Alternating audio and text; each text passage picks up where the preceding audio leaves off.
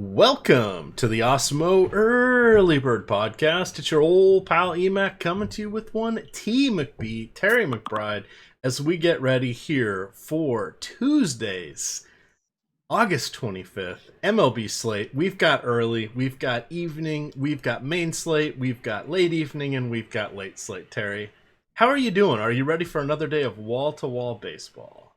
I am. This has just been so much fun, man. I'm a baseball fan. I'm a baseball maniac, so I just love spending my whole day, digging into these slates, writing things up for this site, getting into doing some of these shows and everything, and doing my research. So yeah, this is a blast for me. I love it. Yeah, it's definitely been exciting. I've really missed it. I haven't watched nearly as much of the sports as I thought because we're so busy setting lineups and as you mentioned, doing content. That I've got a day job, so that kind of and trying to stay married and all that other fun stuff, we kind of eliminate some of the games. So my wife was traveling this weekend, so I got to watch a little bit more than I normally do. But I usually for baseball, I've kicked back and I'm watching. But now we've got these compelling basketball games, and it's everywhere. It's crazy, and we're 3 weeks out from NFL. Yeah, I mean, I don't know what we're gonna do when we pile that on top of all of this stuff going on with fantasy football coming back, season long, best balls, everything. So I'm relying on our rankings. I can't stop talking about that, man. But yeah, when we pile fantasy football on top of here with all the playoff hockey still going, playoff basketball, just everything rolling, it's gonna be nuts. It's gonna be fun, but it's gonna be nuts. And that's one of the good ones. So let's hit that. So those of you that haven't been traveling to Awesemo.com very much, we now have a bunch of different tabs. So side action, that was our little project that we kind of did outside of during the shutdown, and it's to help draw in new eyeballs that probably aren't coming from DFS or from betting. Speaking of betting, we have the Awesemo odds site, which breaks down betting content, videos, etc. for those states that are now available to wager in. I think there are, let's see, New Jersey, West Virginia, Pennsylvania, Colorado, Indiana, Iowa, and I think I'm missing one. But those are where you can actually place wagers. States like mine, Virginia, Tennessee, everything's approved. They just can't do it, or let me rephrase it. They just haven't set up the infrastructures yet. So it's coming, and then we have a really cool thing in conjunction with that, but it's its own site. It's called Odds Shopper. So what you can do is you can go check out an easy way to go click on any of the odds for various sports. So like if I click on right now, there's an NFL odds tab. So I can click on that, and then it'll pull up all the different lines for everything.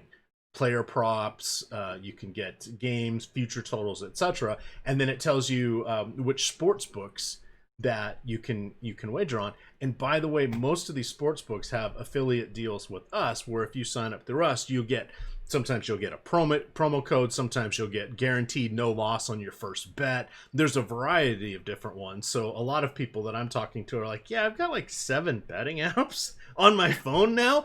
I don't really have a lot of money in each of them, but they give you all these great deals to sign up because they want your hook. They want you with them. So that's something you can definitely check out as well. And then wait for it, there's more. We have the Awesemo football page. So the football page is covering all our season-long content, which is what Terry was alluding to. Phenomenal for starters. Player capsules for every player. We've got rankings. So what Alex did is he built out each of the matchups from a DFS perspective using his model, put that together as a full season. Because that's how you do projections, right?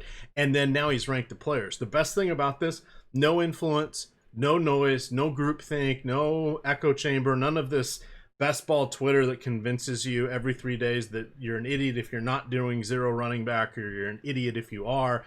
You don't have to worry about any of that. This is a mathematical based approach. So I'm quite interested in looking into this. And you and I were amongst the many that have contributed here, writing up player capsules or other things. But there's also videos there, lists that update real time with what Alex is doing. And every time he changes his model, it goes through. And then there's something called the Draft Wingman, which is pretty slick. It helps you see who the next best player is.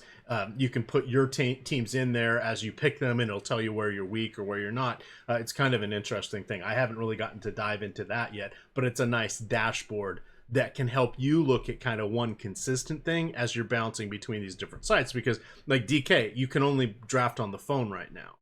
So that can be a little tricky if you're trying to look for a player, who's there or who's not. But if you're kind of following along like I will on my computer, kind of mirroring and just clicking guys as they go off the draft board. Hell, I used to print out a piece of paper, and that was just last year when crossing people off. So there you go when I was doing it on draft. But just say, more than just a DFS site now, and some of this stuff is phenomenal. We have been working for months and months behind the scenes to put out the perfect product when we launch it. So it is there now. The promo for that is you can get the season-long Awesemo football. It's $29.95. But if you also sign up with the FFPC with your same email address you used to sign up at Awesemo, we'll make sure you get a $35 credit over there. So we're paying you about $5, almost $6, I guess, if you go over there and check it out. So there we are. Not too shabby. Not too All shabby. right, that'll take care of it for the reads for today. Well, I'll sneak one more in somewhere. But let's jump into the games here. But that's some important stuff that I think a lot of people are missing. And it gobsmacked me this on Saturday when it's like, wait, we're how many days out? We're not even really weeks out. We're days out because there's no preseason. So you're not like, oh, it's week 2. Oh, it's week 3. Oh, it's like, oh my God, Labor Day's right around the corner, and it's right after Labor Day. And without the preseason, we're not getting that constant news funnel of just, this guy got cut, this happened in practice, et cetera, et cetera, et cetera. It's just not on my radar, but man, is it creeping up behind us. So yeah, got to get ready. And I just love putting our rankings just real quick next to the group thing from like consensus rankings from some of these other sites that aggregate everybody that Matt Berry was getting all mad at the other day. Just look at our rankings compared to those consensus rankings and look for some of the differences. And that's where we're going to really, really gain. So I love what we're doing with that. I'm excited about it. All right, let's jump in. DraftKings is going with the 2-game 4 o'clock slate. FanDuel's going with the 3-game 6 o'clock slate. And then everybody comes back together at 7. Most of the sites are kind of skipping at least one, if not both of the Marlins. Is it Marlins Mets? Marlins Mets, yeah, the doubleheaders, the 7-inning games. Yeah. So, but those are sneaking in some of the places. We think DeGrom's pitching one of the games. We don't know which. We'll have more information on the DFS strategy show, and you'll be able to look at that throughout the whole day. But we'll just give you a look at all the other pitchers that are going. So let's start off here with that first 4 o'clock game. I've called up a bunch of my stuff.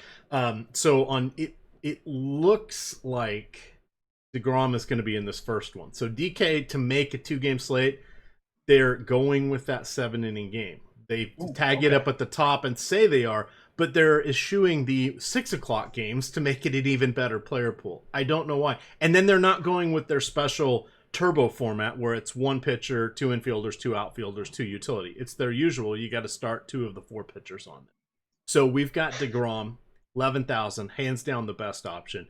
You've got Christian Javier, who is an intriguing pitcher. However, he's going to be going against the Angels. This is getaway day, so the day kind of a day game after a night game there for Houston and the Angels. And then you've got Humberto Mejia, who is going to go for the Marlins. He has gone 82, 56, and 67 pitches in his starts. DeGrom at the top. Who's number 2? Oh, you know who I didn't mention? Jose Suarez. Do you know why I didn't mention him? Because he gives up a lot of home runs. Yeah, because he's not the answer to that question. Who's number 2? That's for sure. There was some crazy stat about him at Salt. I know this because it's the Salt Lake Bees that is the AAA. I'm going to go look up. There was some stat I was citing last year with regards to him. So, yeah. So you take it away, and I'll find some meaningless information that really will make everyone happy. Yeah, so I mean, on him, just looking at his 2019, which is what's up on StatCast, I mean, everything is toward the bottom end of percentile and everything. So ex-WOBA, it looks like the 9th percentile. I was under average, 45th percentile. He's exit velo, hard hit rate, it's like 16th percentile in barrel. So gives up a ton of hard contact, gives up a lot of home runs. Is very good K rate in the minors, but only like 18.6% K rate in the Major League Baseball. So just not a guy I'm looking to get to here. I guess the answer to the who's number 2 is probably Christian Javier on the other side of this one. It's a tough matchup against the Angels, but I think he can get it done for us. 26.3% strikeout over his first 25 innings. He was 35 to 40% strikeout, high-end strikeout kid in the minors. There was only 80 innings between AA and AAA that he put some of those numbers up, though. So not even a ton of experience in high-level minor league ball. But he's been doing pretty well, pitched well at home. He's been up and down a little bit on the innings. But it looks like if he's doing well, he's going to be pretty much unleashed as far as his pitch count goes, as far as his innings. I think 2 of his starts, he made it through 6 innings or into the 6th inning at least. So I think we can rely on him. And I think for lack of a better option, he's probably the SP2.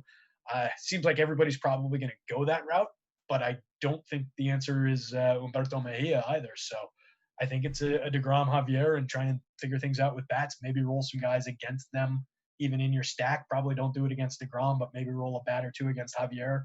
Make yourself a little bit different on a weird little 2-gamer.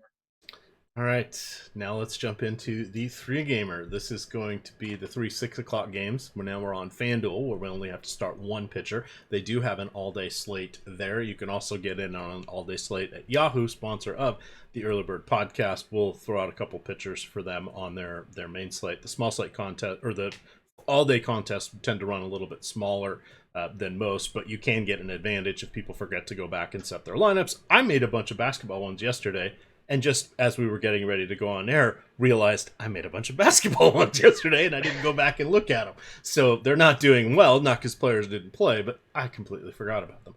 So here we've got the Phillies. So we've got definite rain concerns here in the DC area. It is poured at my house 3 different times, and then an hour later looked like it didn't rain because it's just been so hot and humid today. So, but we are expecting rain there. So you've got Jake Arrieta and Eric Fetty in that game. The next game is Boston at, not Toronto, but Buffalo. So you've got the Blue Jays hosting the Red Sox, and you've got Kyle Hart going in that one. Talk about him. And then we've got Tommy Milone going against Tyler Glasnow. This is probably where we're going to get our pitchers. This one is in Tropicana Park, Tropicana Field, where we do have safety in the roof. What do you want to do here? Take your first crack. Yeah, so I mean, I think you got to the end the right way. There is that we're probably going to find our pitcher in that Rays game. It's a FanDuel slate that we're talking about, right? So we don't really have to worry just about need one. Yep. Yeah, so I think Glasnow's our answer there. By far, just on name recognition alone, Arrieta's on the back end of his career, so not really who Jake Arrieta once was. So on name recognition alone, I think we're talking Glasnow here. 60 innings in 2019. His walk rate was just 6.1%, down from a career 11.5. It's back up a little bit so far in his limited 21 innings this year, but that was an encouraging sign before he went out the rest of last year. Career 27% strikeout rate. Dynamite pitcher. We know we're getting high quality here. High 20s, low 30s K. For most of his career, and including in the minors. 50% whiff on most of his breaking stuff. Last time he threw a slider was in 2018. Used to be kind of a big pitch for him, but he's gotten rid of it completely. But still getting by, allowing a little bit too much quality contact right now. Looks like 10% exit velo, 24th percentile on a hard hit rate, but just does a tremendous job with the fastball, both from velo and fastball spin. Very heavy spin rate on the fastball. Sets up his breaking stuff. So I think that's our option. Dynamite pitcher. I think if we're looking to other options on that slate, it's probably Arrieta up at the top here. I'm not a fan of Fede. Kyle Hart doesn't do much for me. Chase Anderson, not really. So I think really we've got basically 2 options there. And the second one is Jake Arrieta, which is kind of frightening in and of itself. There's quality in that Nats lineup. So I don't love it. I think I would have an overwhelming amount of Glasnow on this slate if I was playing it. All right, I couldn't figure out what I was referencing from last year with Jose Suarez because I couldn't remember if it was something good or something bad. He had high strikeouts, but they brought up 2 different pitchers from Salt Lake and a catcher, so I may have been just pointing that out last year. Yeah, it was just like, really, but somehow I know it's the Salt Lake Bees. So. Three guys named Jose Suarez, put them all together, still don't play them. Yeah. All right. Guys to target against, Chase Anderson, don't forget, does exhibit some reverse splits, allowing a 2 home run per 9 across his last 671 righty-righty matchups. Lefties can still get to him, 1.2. He's been very lucky against lefties. He gets still has a 45% fly ball rate against them. 5 xFIP since the beginning of 2018, just a 3.21 ERA, so been lucky on that one. Strikeout rate, walk rate, everything else is mediocre. So he does allow a fair number of base runners, tries to get out of it, not by ground balls, but by fly balls that don't fly that far. Yikes. Not really something I want to deal with. Anything else you want to highlight from this little grouping of pitchers? Just another potential target. I think you can target Fede with some of the bats on the other side. He's career 145 home runs per 9, 166 to right-handed hitters. So again, another guy. He's a right-hander, right? Yeah, Fede is. Yeah. So another guy giving up same-handed home runs. So people might not notice it, might skip over it. So get to some of those righty Phillies bats, and then the obvious big poppers on the left side over there. So I like that as a stack option on this small slate. All right, the main slate now. Main slate will be starting at, drum roll please, 7:10 again. 7:10. Oh, interesting. Let's double check that. Yeah, 7:10. Minutes. Back, yeah, but hey, I needed them tonight. There was a little late scratch there on James Van Rhymstorm, Van something, or JVR. So fortunately, our hockey Slack channel hit an all channel alert. I got him out of my lineups in time. There's only 2 games tonight, and he was one. I'm like, what are the odds that he ended up being in my lineup? It's like, ooh, pretty good, because there was only 2 games. So I had to make Riemsdyk, I believe. Yeah, I had to make a few changes there. He was very cheap, very hard to find somebody else that I knew was going to play anything of consequence for his same price level. But I found a couple people I'm going to roll the dice with, or I am, because that game's already locked. Let's see here. Let's start off here with Minnesota.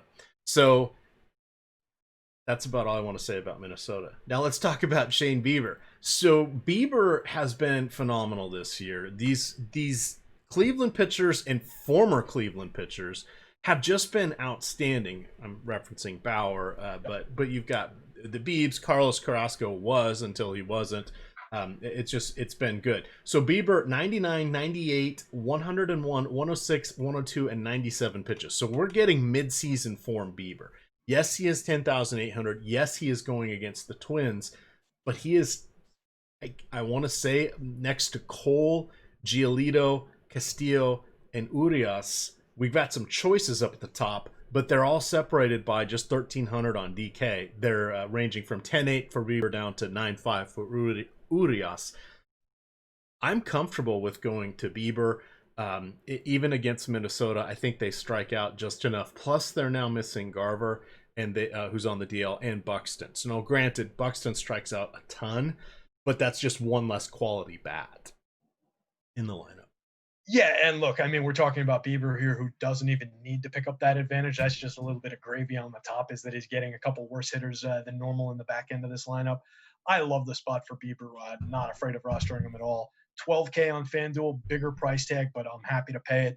Similar kind of a situation to Bauer today. I think it's exact same price and priced down on DraftKings. I think even at that high price on DK, that's a little bit of an under price on him still, like with the quality that we've seen from him. So I like him to put up a huge start here. There's some guys in that Twins lineup that can limit the Ks on you. But I think he gets through it, and I think taking some of those guys out is going to give him some advantage. Overall, 29.6% strikeout for his career, just 4.6 walks, 111 career whip, so doesn't put a lot of guys on base. He was a 105 last year, just really limits the opportunities. So even when somebody does hit one out, it's not going to come as a big home run with a bunch of guys on base. Very good mix. He brought his slider down from 26% usage in 2019 to just 14% this year. Some of it went to a curve, but now he's throwing 21% of the time a cutter that he hadn't thrown before. And it's been a great pitch for him. His 40% whiff on it. So excellent whiff on all his breaking stuff. Just really, really like the starter here. Happy to pay the price for him. All right. Oh, I've got my filters all mucked up. I'm like, are none of the Indians coming up as I'm trying to filter on them? Because I was saying everybody with 100 plate appearances this season against righties. Hey, even though we're, quote, halfway through the season, nobody had 100 plate appearances yet against righties. So let's expand that date filter out to 2018 like I normally have it, because we're going to talk about Rich Hill here. So Rich Hill, already been on the DL once, came back. Twins said, hey, let's have him start his normal. Hopefully he throws a bunch of pitches for us. I think we said, what is he? I was going to say 80. What is he, 40 now?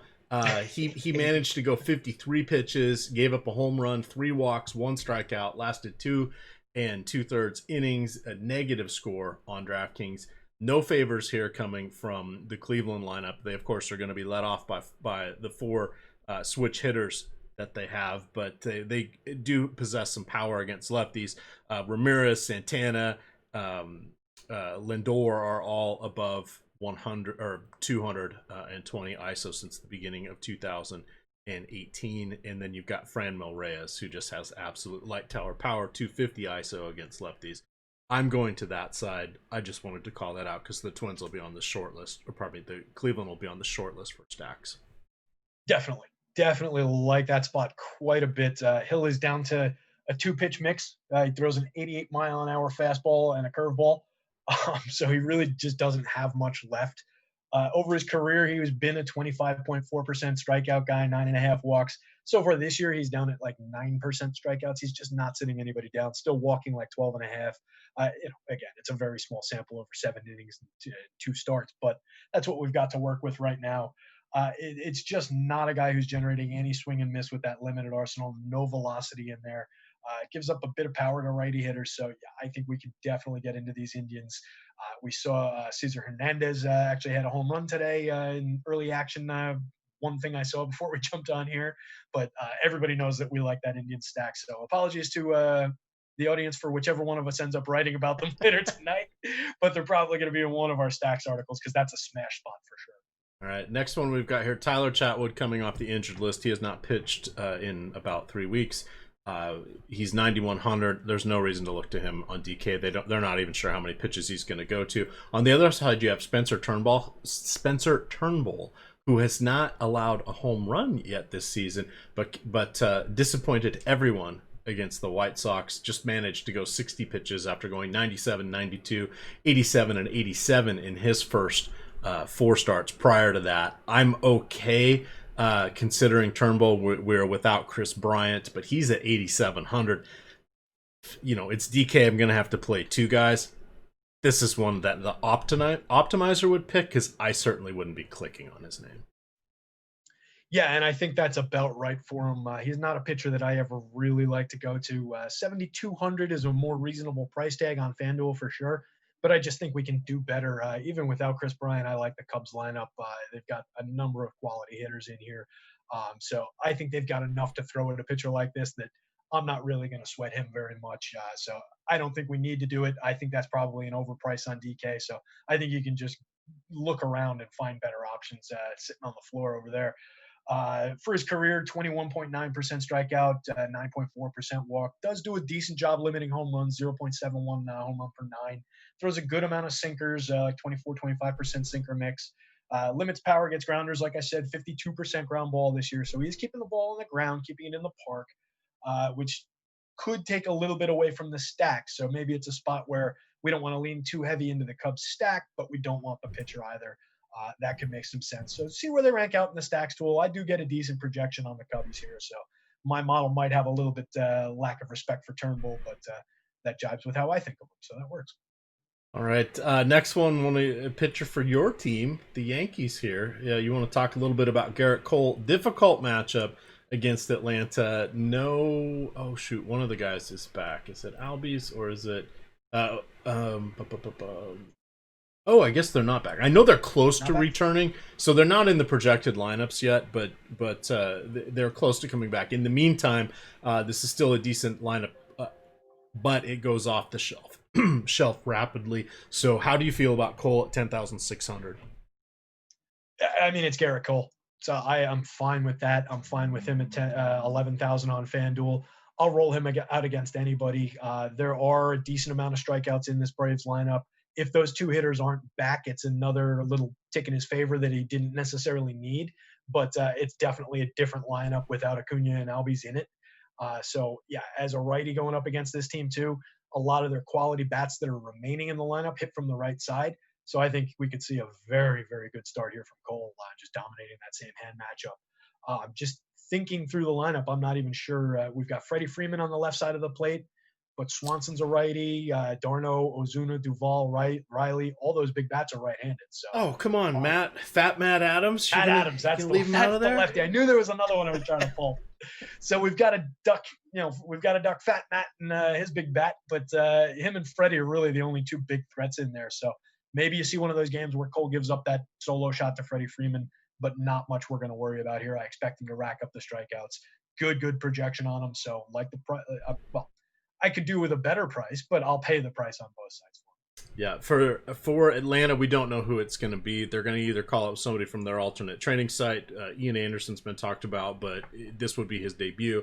I don't know if they really want anybody to debut against the Yankees. We'll see. It is in Atlanta, but in any event, we're just guessing at this point. But we do know that Kyle Gibson and Sean Manaea are going in our next one. We're now on to the 8 o'clock games here. Sean Manaea, 7,500. That's about a 10% discount from where he's been for his last few starts. Almost a 20% discount from where he opened the season. He's earned that discount. Coming back from injury, strikeouts really haven't been there. I say that hesitantly because it's still about one per inning, but he's gone 74, 78, 71, 74, 69, and 55 pitches, reverse chronological order. I would say 75 feels pretty good. It is against Texas. The roof likely will be closed in Texas. We know that either seems to be a ballpark for pitchers now, or the Texas side is very, very bad. So I'm now going to tentatively recommend Manaea, and then I'm solid with Kyle Gibson. Tough matchup for him against Oakland. This will be the second time he's seen them, but he held them in check on the 5th. Allowed 2 home runs, just 3 total runs. But he's 7,000, so I like the pricing on here.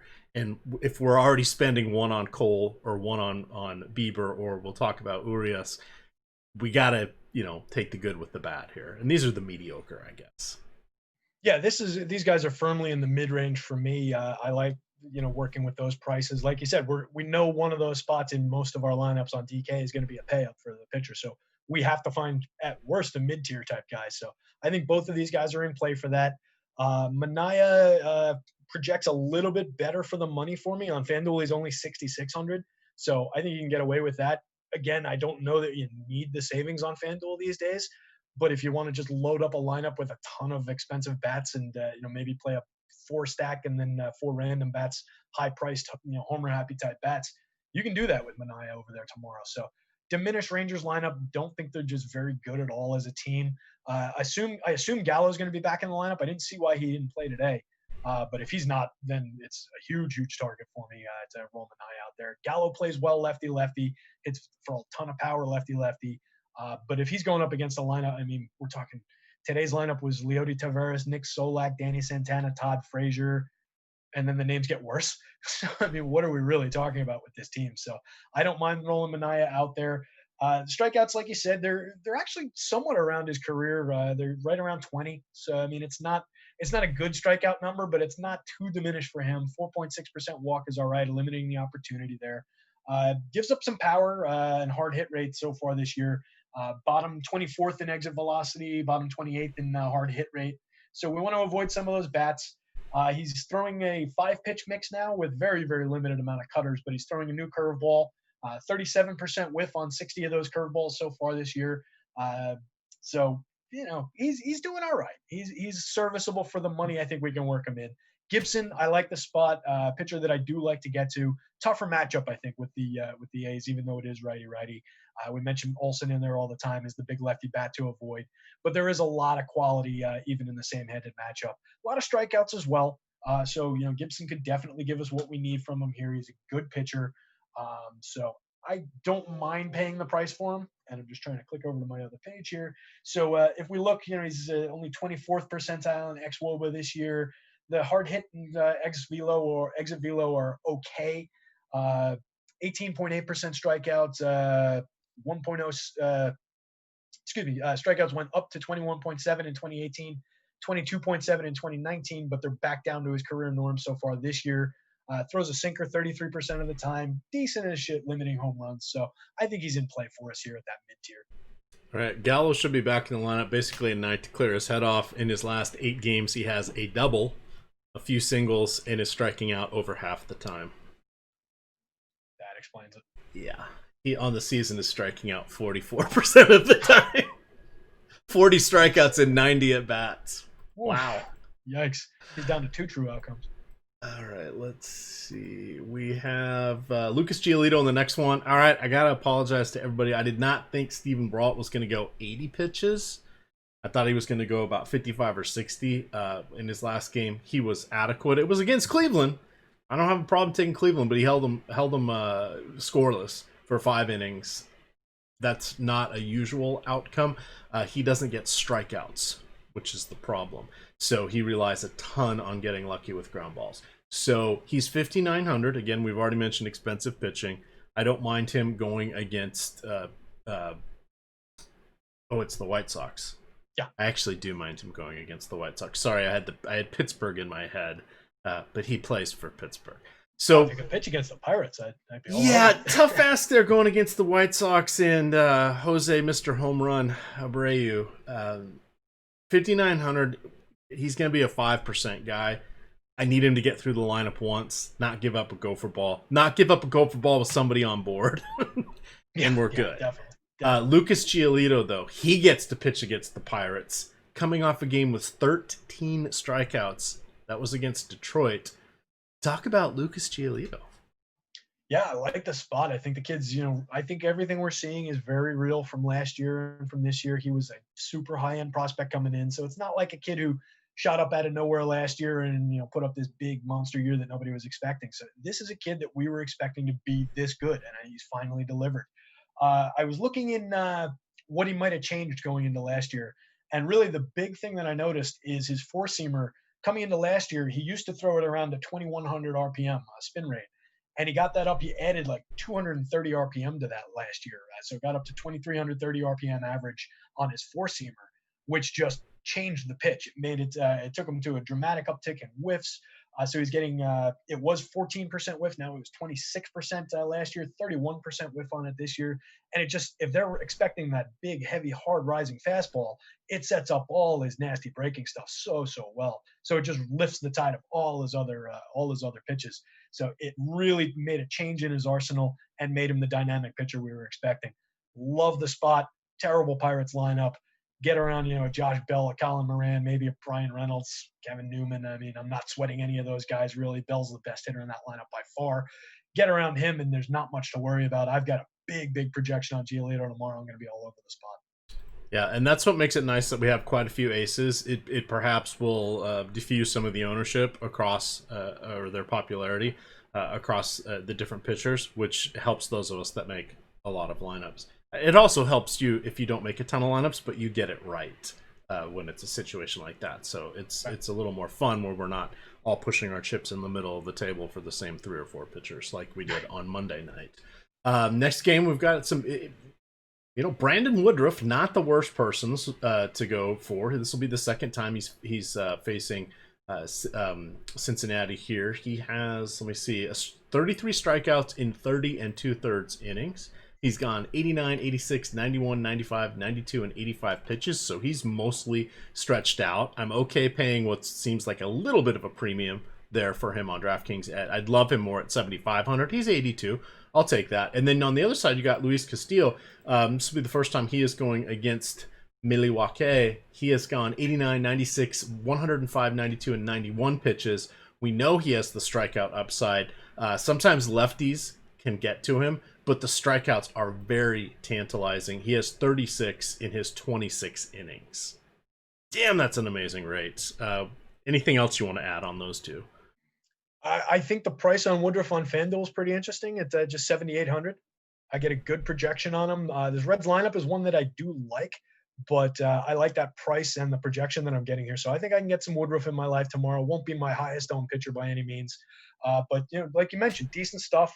26.1% strikeout rate for his career, 0.91 home run per 9, .336 xFIP in 2019 in his 120 innings as a starter. So worked really well when he was starting. 29% strikeout rate and 6% walk rate.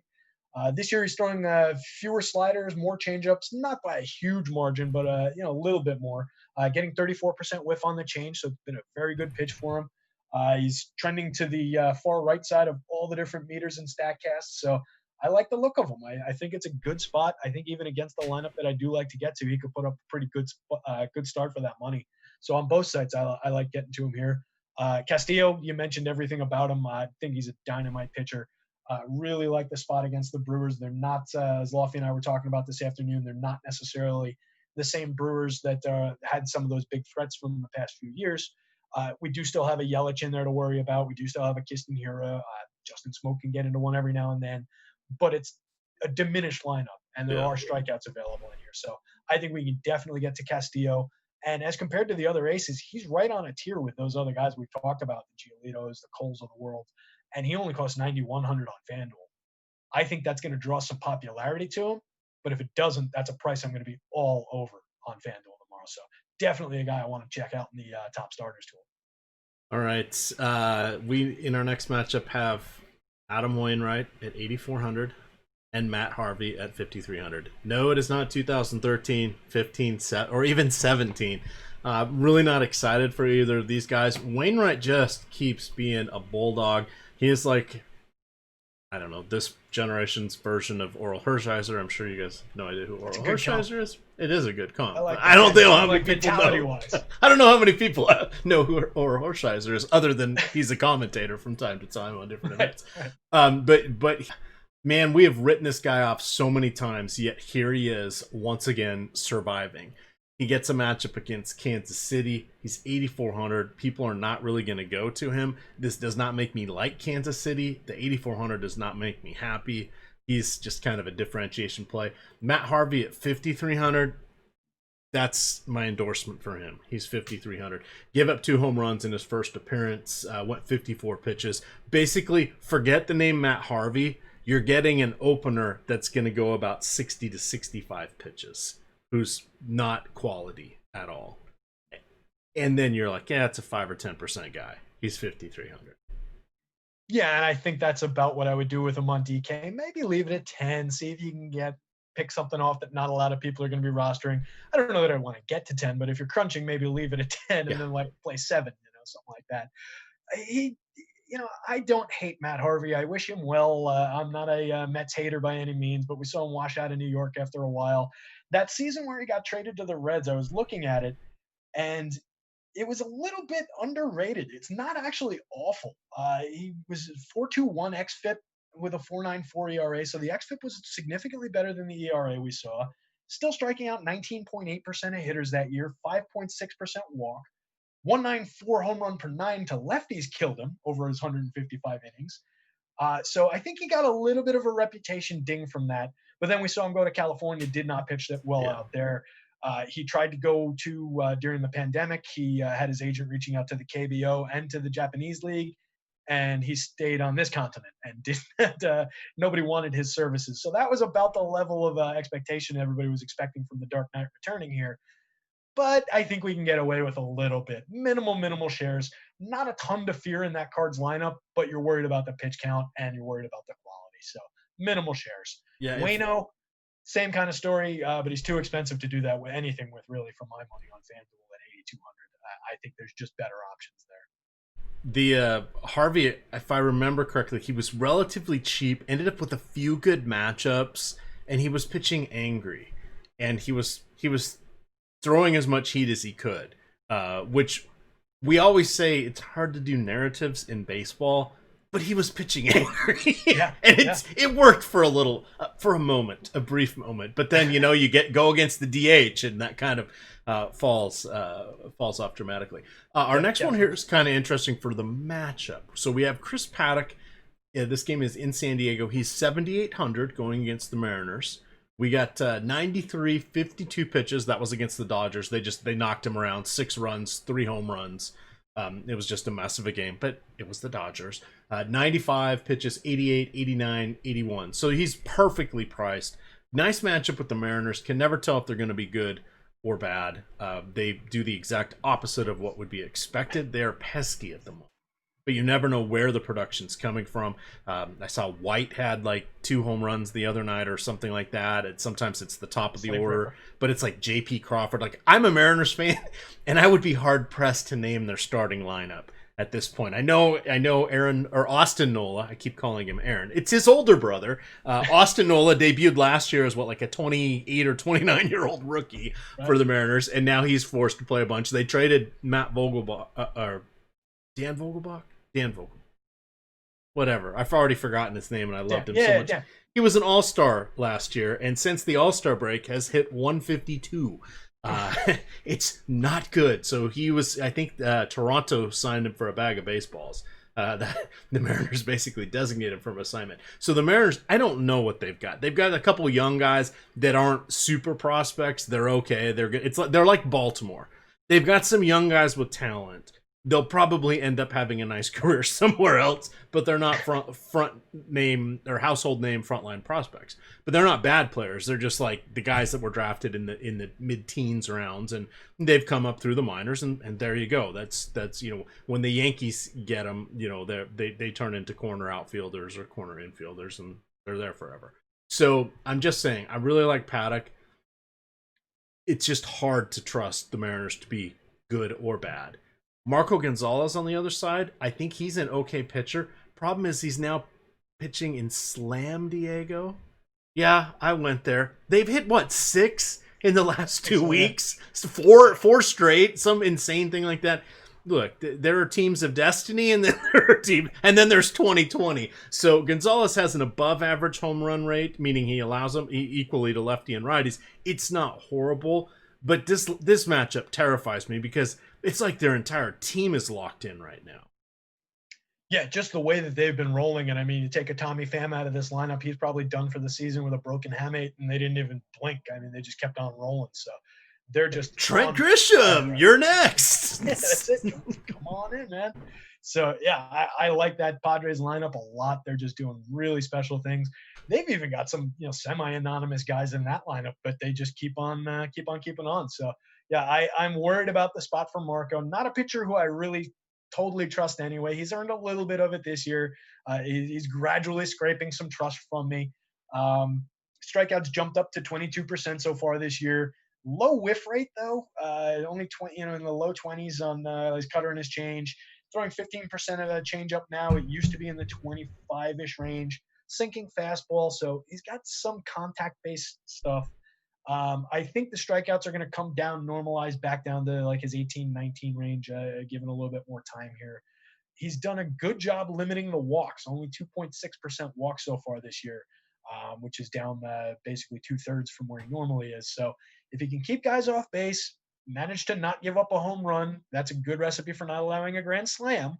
And that's, we might get a decent start out of him, but I just don't get a good projection from him here. My model hasn't caught up to his recent performance.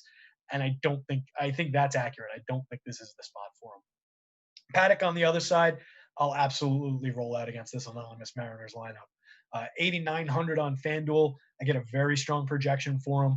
Really, really like the kid, really like the spot.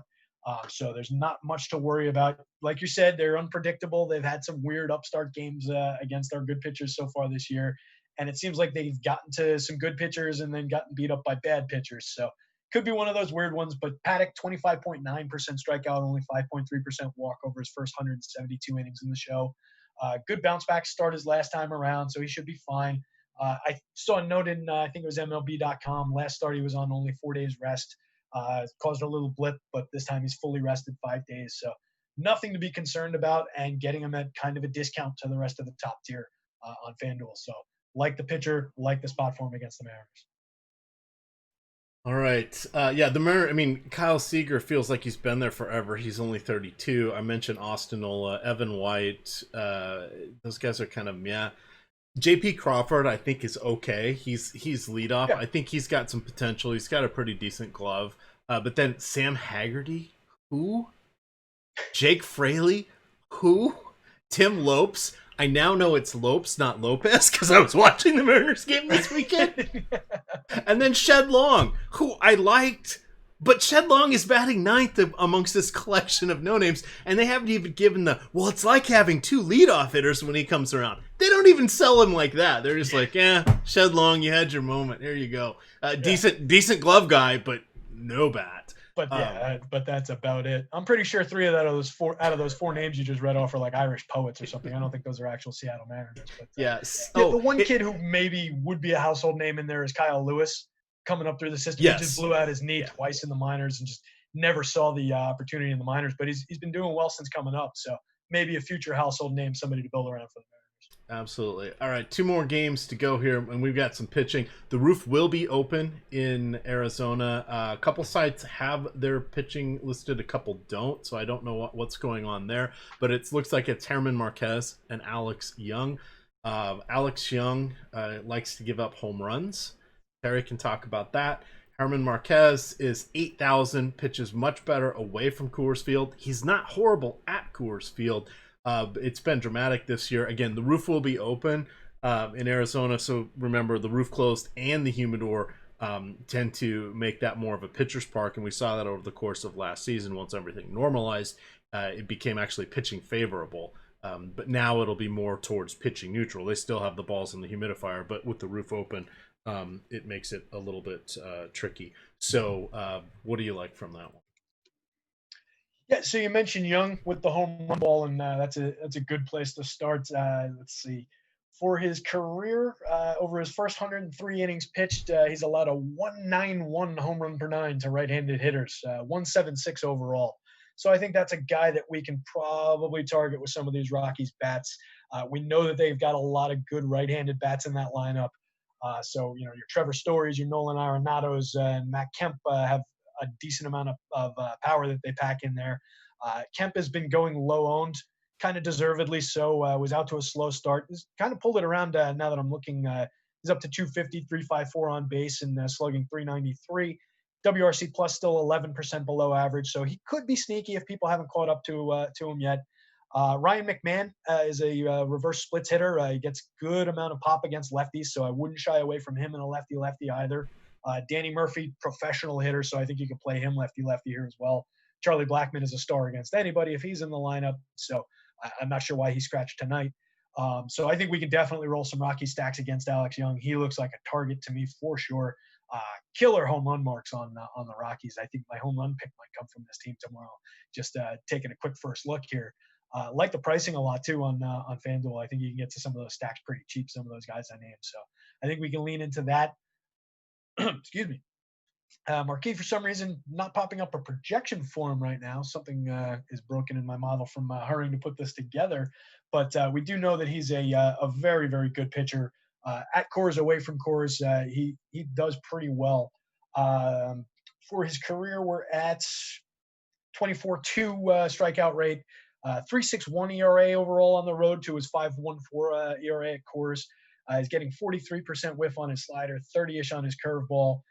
Pounds in a heavy 96-mile-an-hour sinker that he works those two breaking balls off of. So just a very quality pitcher and not a crazy price tag on FanDuel, only 8,700. I would keep an eye on him where he ranks out in the top stacks tool tomorrow. As good as he is, we know there's a good amount of quality in that Diamondbacks lineup too. And I do seem to be getting pretty decent hitter projections. Not getting crazy home run numbers on them, but good overall fantasy point totals. So it's an interesting looking spot. I'm going to dig into that one a little bit more in the afternoon tomorrow, see what Alex thinks. All right, final game of the night. We've got the Dodgers in San Francisco. It is going to be 60 at first pitch.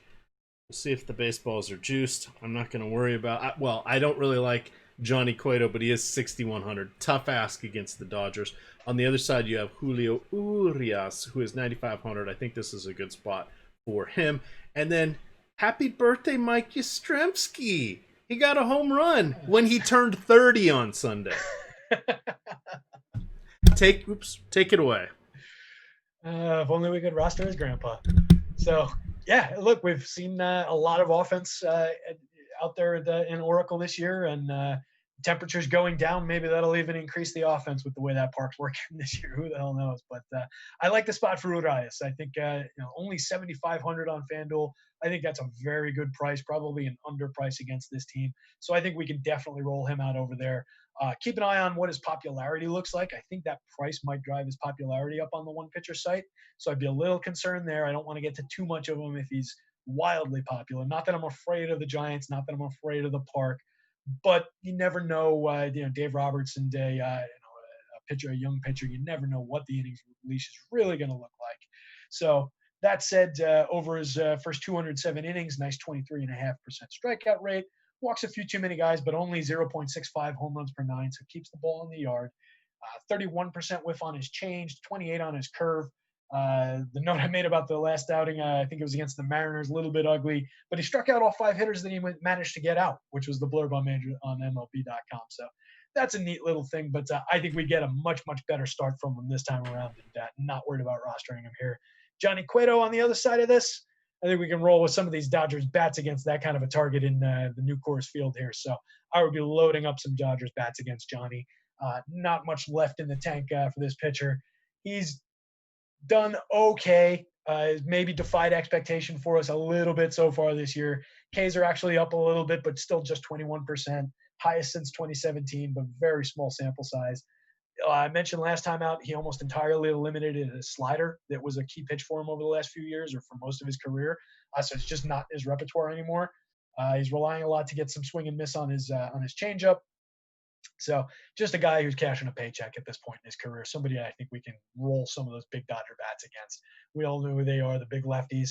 Throw the righties in there too and make a bunch of different versions of that Dodger stack. All right, that's going to wrap it up. I did want to give a Oracle Park update. This weekend, Friday, Saturday, Sunday, they averaged 7 runs per game. Through their first 12 there, they averaged 12.8. So, again, I've been having fun with this, but it looks like you really can't... I never said it was a hitter's park. I just was worried about jamming the pitchers.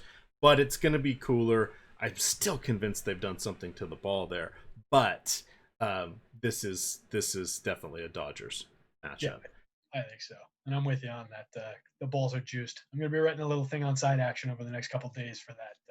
Taking a look at some of the home run numbers and see if we can't figure out whether the balls are juiced. So keep an eye out for that out there. Yeah, well, I just saw a headline: Mikey Stremski's case for MVP. His first 30 games at age 30. It was just like, really? Are we really going to do this? And I'm a fan of his. He rarely lets me down. But there's a reason he didn't. The grandson of Carl Yastrzemski. There's a reason he did not make his debut in the majors until he was 29. He hung around the minors forever on his name. This is like a reverse Mike Piazza story. But nonetheless, he has earned his spot. Just know that we're seeing the upside. It's only downhill from here. But with that, gamers, good luck.